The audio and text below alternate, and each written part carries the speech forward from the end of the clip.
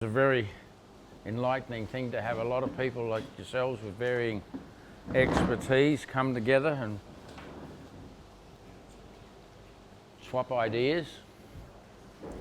And I sort of still try to focus on the fact that we previously had an amazing landscape. It had no support climate systems like most of Europe. It had an unusual circumstance where it didn't have sort of normal climate support systems. We have a few hills on the east coast, and most of the population live with mountains on the west coast, and they mostly have snow-fed mountains, which then regulates the season. We have a very flat land with everything in the wrong place. Yet 60,000 years ago, it was one of the most amazing environmental places on the planet. To prove it, it built the biggest genetic examples of those species on the planet. I am quite confident that we are technically able to reproduce those conditions, because it's not that long ago.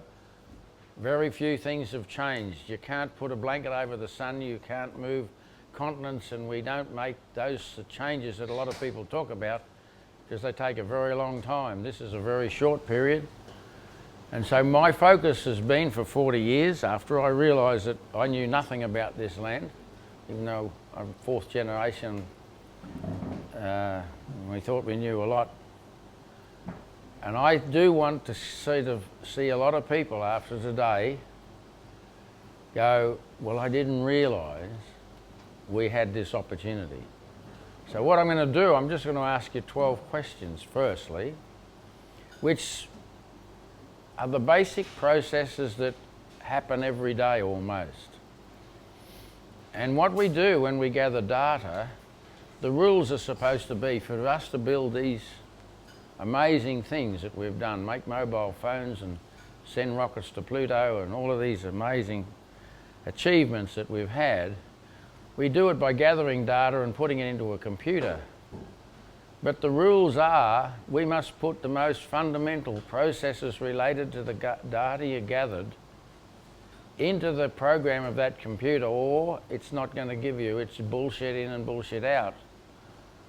And so we're going to ask 12 questions, and I want to know how many of you people are sure that whenever you put data into a computer, these questions are the first ones that go for the program. And the first one is, what are the free energies that run the environment or a farm? And they're free energies. Sunlight. Yeah, she's got sunlight. Gravity. Is there any more advance on sunlight? No, no, no. Gravity.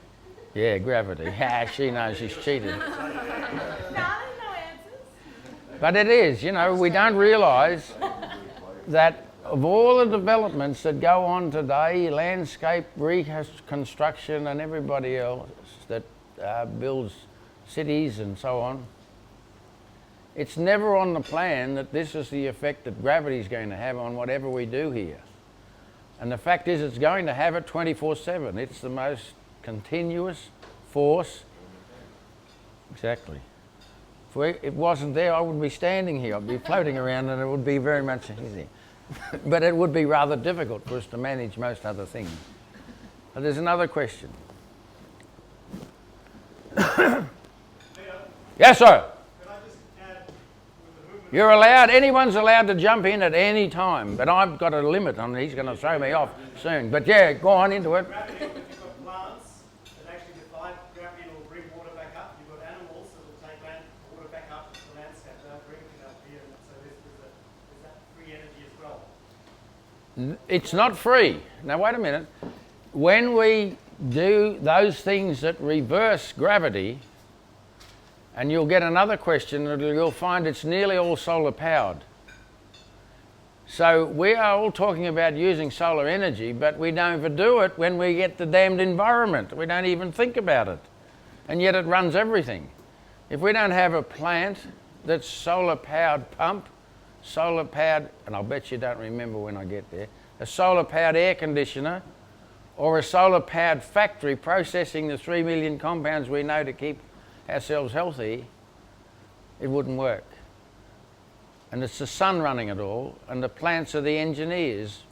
We tend to want to poison them all for some silly reason and think it'll work better. And I have a very great old scientist, a fellow we were talking, and a bloke said to him, listen, Stuart, his name is Stuart Hill, who, let me tell you, when he was a younger man, was with Suzuki and Steiner and some of those great thinkers around. And the bloke said to him, Stuart, what plant should I take out? And he said, any plant you take out, you must be prepared to do its job. So the simple method is, every time we do this extremely busy process of getting rid of these so-called invasive species and so on, you better get to work, because you've got another job to do, fixing a joint for not having that job that the plant would have done. 2. Now that's, how do I assess basic environmental farm production, which, if you wanted to do it and accurately understand how much you were achieving, how do you do it? What do you do?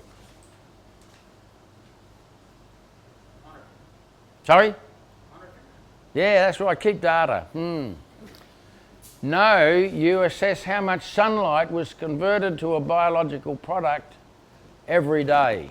And that will accurately tell you whether you're selling your farm by dealing with previously produced product out of the soil, or whether you manufactured enough profit to overcome all of the oxidation and leaching factors that are involved. And then you send out the gate the sunlight. So I make a really simple statement of this. Do I sell sunlight or my farm? Next one.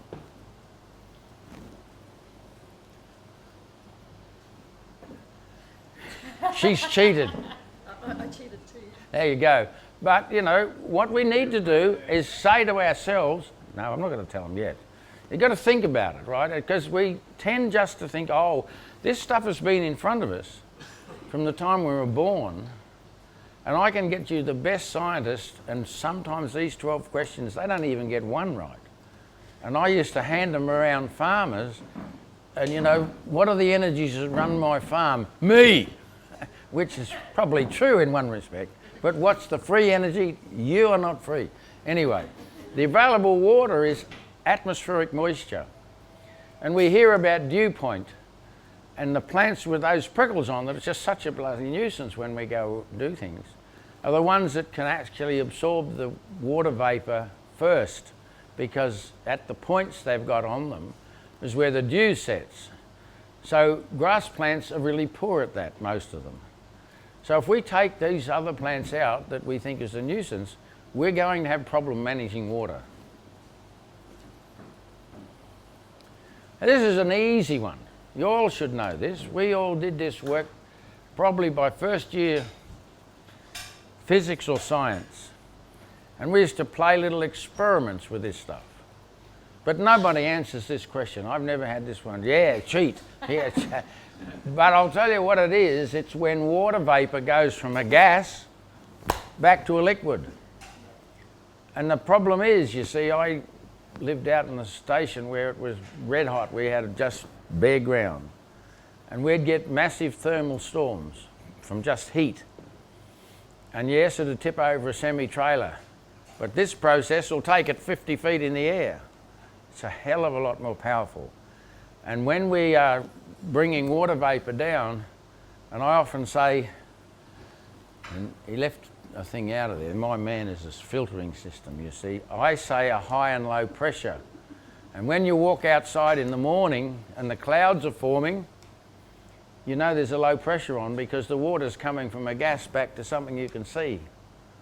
And in the cases of you're driving around and the valley has got a fog covering it, and you can look down on the fog, like same as when we fly, we can look down on the clouds. But what we find is there is layers. It's all about specific density of those particular layers at the time, which means that there's a heat involved, and water changes its specific gravity with heat. And so it's an amazing set of functions that we should be using every day when we're thinking about things or planning things. Yeah, now this is the next, I think, most important one. She's not allowed to answer, no one. So none of the cheats are allowed to answer. But there, think of it carefully. You're a good accountant or you run a good business. So you can't do it unless there's a credit system, which is what I'm producing, and a debit system is what I'm selling, but I have to get back enough when I sell it to make a profit. And so if we can't understand how a landscape creates that balance, we stuff up landscapes really easily. And it did it for millions of years automatically.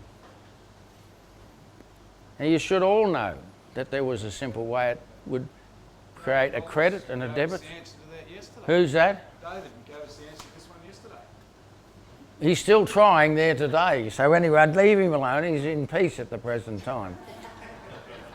What we must have is a debiting plant, which is generally edible. And there's a good scientist produced evidence to show that a grass plant or an edible plant will use 3.2 grams of carbon each day from the soil and can only make 2.5 grams out of sunlight. So in its first cycle, it's a debiter. Then it gets eaten, so it's a further debiter. If that kept going, we would end up with no grass, which is what we're finding everywhere. So what there had to be was a crediting group of plants, but the rule had to be it couldn't be edible or it wouldn't make the credit. We don't have them in the system and it's failing. Could you make your budget work if you had no credits? We can't make the landscape work without them either. And he didn't like this either. I said, do you believe salt rises? He's a good guy, this guy. Anyway, he said, well, people will believe that salt rises. So he then put, does salt rise? And that's true. He did get a more accurate thing, but we've given you three options. Does salt rise? How many wants to put their hand up and say, yeah, I read in the paper? Of course you did. But then when you picked the salt shaker up and said, I'm going to tip it on my dinner, did you expect it to float off into the air? So it's bullshit. We've been conned again. It can't rise. And oh, it's in water. No. You can't put salty water on top of fresh water, it'll fall straight through to the bottom.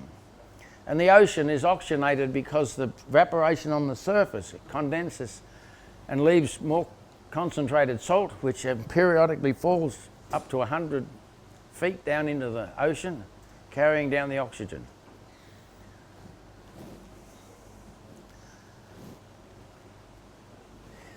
This is the next one because we think, oh, water tables are causing salinity. The big simple answer, and I'll go quickly on this one, we don't know how to manage them. And what used to happen with the solar-powered plants, they managed water tables, and when you've got filled capacity, which is a water table, the best science tells you that that is when everything comes into balance. And yet we are spending billions trying to reduce water tables. I can show you a model that I've been running for 40 years where if you bored a hole in the ground, the water would come out of the ground. And it's the highest producing piece of land that I've ever been able to witness.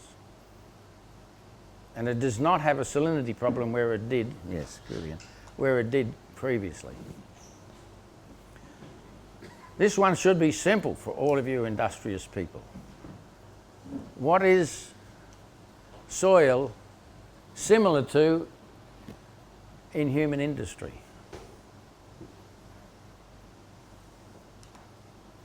Gee, you've all gone quiet. I don't know. It can't be this. These are, huh? It's a bank. It's all of those things, but no, it's a processing factory. You put the plant, the seed in, and the factory does its work, and the plant takes it out. If we were thinking of a factory, we bring product in, we put it through the machinery in the factory, and out comes a result.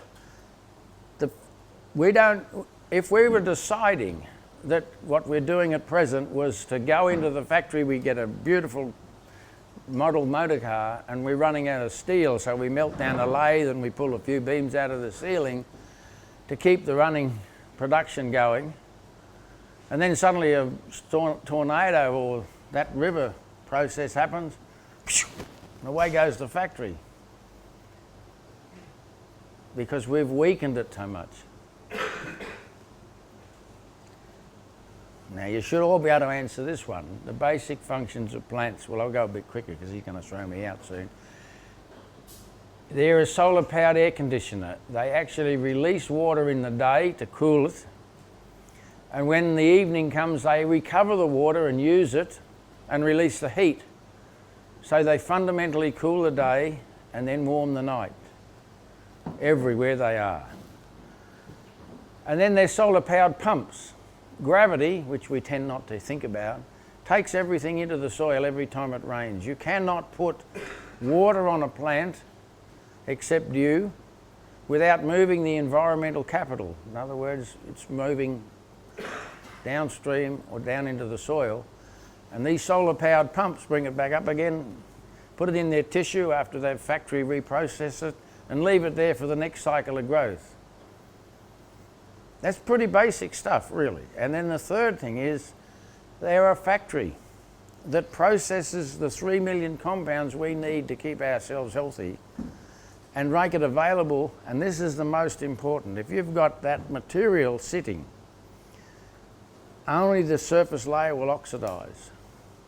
So it's basically a storehouse. Then you apply water, and within 3 days the microbes are decomposing it. By that stage, the first seeds have had 3 days advance. So you've got this natural sequence of fertilizing in relation to production and plant growth. You can't make it any better.